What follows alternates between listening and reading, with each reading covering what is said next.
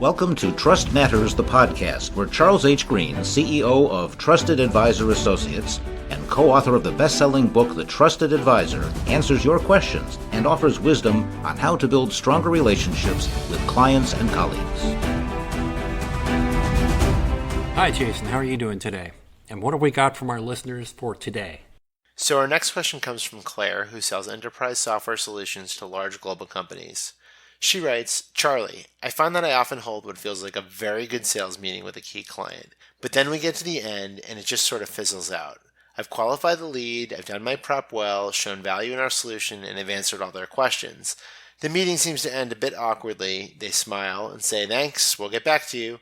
I ask if there's anything we haven't touched on, and they say, nope, that's great, we'll get back to you. I feel like I'm missing something in terms of closing the deal. I know not to pressure them, but surely there's a way to get some sort of commitment at the end of a meeting. It just feels a bit rude, and more importantly, I'm not getting to yes often enough. Oh, Jason, this is a classic.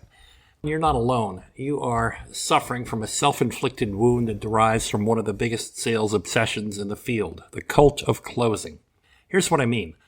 The cult of closing is built off the idea that all sales are like a boardwalk doodad barker trying to get you to buy a 10-function kitchen gadget for $4.95, or maybe a sidewalk shoe shine guy.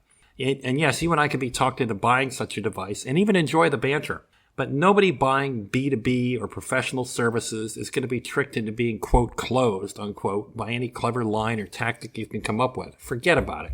Here's a few truths.